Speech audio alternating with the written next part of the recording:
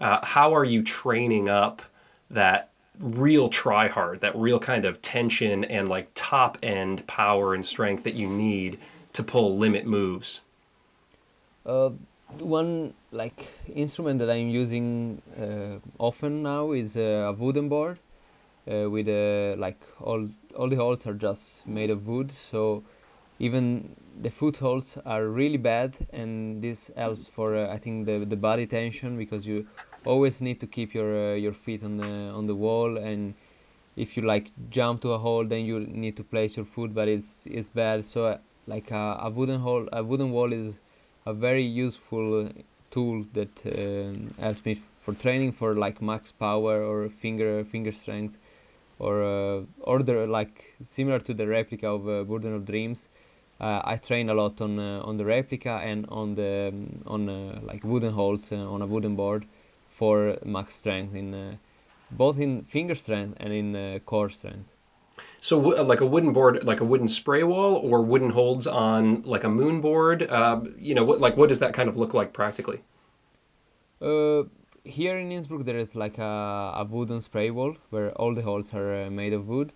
But even in a normal spray wall, if you don't have a a board that you can dedicate it just on wooden holes, you can place some wooden holes between the other holes, and try maybe some of the boulders just with the wooden holes, or maybe use some holes sometimes, because you need to to pull a lot harder on wooden holes because they have no grip.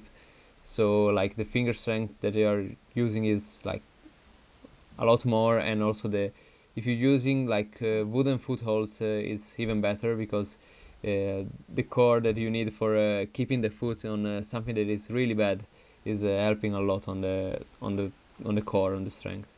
Yeah, no doubt. I was on the moon board yesterday and was working a problem just on the wooden holds, and I was really hoping for some texture to be able to drag my fingers on, but it really does require you to bear down harder. And of course, it's a little Yeah, more skin friendly, so that's a bonus as well.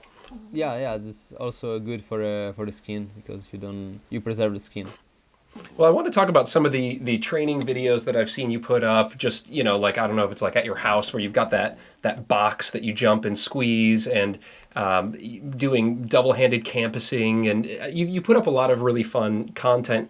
And the kind of the key word there is fun. And I've heard you in some interviews talk about how the more fun you can have, whether it's training or climbing, the better you perform, or the more you're willing to push yourself. And I'm curious how fun plays into your life as a professional climber when it comes to training.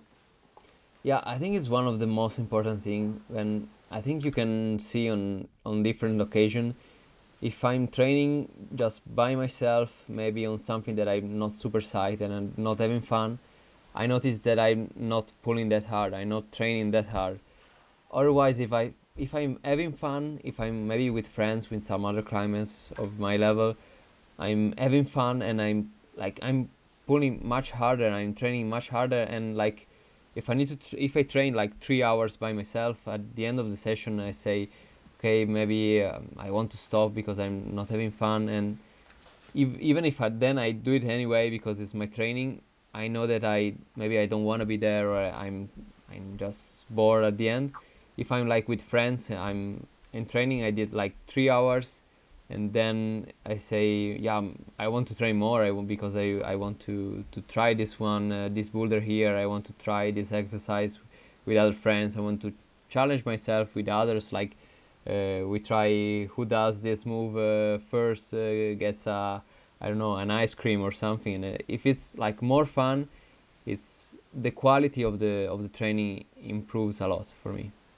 All right, y'all, quick break here to ask you a dumb question. Do you want to go out and climb with one of the best sport climbers in the world? Of course you do. That's why it's a dumb question. Well, now you can. Jonathan Segrist and his wife, nutrition therapist Shayna Savoy, are putting on an incredible 3-month immersive climbing clinic so you can help level up your performance both as a climber and to fuel yourself the right way to get to the top of the block or the chains. Check out what they're offering here. Starting June 1st, this program is capped at a max of just 30 climbers, so it's super intimate, it's super immersive. You're going to get a masterclass on projecting, 4 Zoom courses with JStar and 4 with Shayna, an in-person climbing clinic in Colorado with them, and a dream climbing trip to 10 Sleep, where you're going to put all the learnings to practice with your new coaches slash besties. Holy smokes. The trip to 10 Sleep with them is worth the price of admission alone. I can't believe they're doing this. And if you hit that code below when you check out, you're going to get $300 off over at sharedair.com. Guys, this is pretty amazing. Do not 10 sleep on this one. Nailed it. Let's get back to the interview. Yeah, I like that a lot. I think that can't be overstated. I experienced that myself too. If there's a good crew out and we're trying, whether it's on the board or on the set problems, and everybody's cheering each other on, it just seems like you can try a little bit harder. There is the potential risk that you get sucked in and maybe have a longer session than you want. And is that ever a Yeah. concern for you? How regimented are you when it comes to like programming rest or trying to keep sessions to certain goals? Yeah, that's a good question because here in Innsbruck there's like a very good facilities, but there are also a lot of climbers, a lot of strong climbers, so it is easy to be sucked in some like super hard session. But like everyone is different, so maybe sometimes I need more rest, and maybe sometimes I don't want have to climb that much, and so like I take some days where I climb with other people, and I need to take some days where I'm just by myself.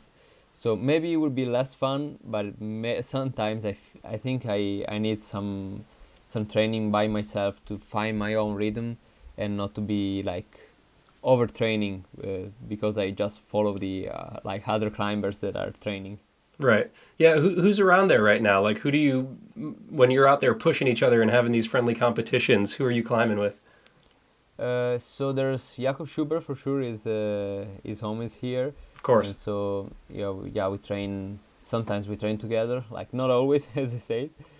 And then there's like a good crew of Italian climbers. There's Joe Placci and Pietro Vidi. They're super strong Italian climbers that are like based here now for training. And there's also a good crew of like Austrians, like Nikolai Uzny, Stefan Scherz, and Gianluca Porsche. And then there's the good thing here in Innsbruck that there's always like many people from different countries that are coming for training. So uh, I think like 1 month there will be the Belgian team, 1 month there's the Swiss team, 1 month the France team.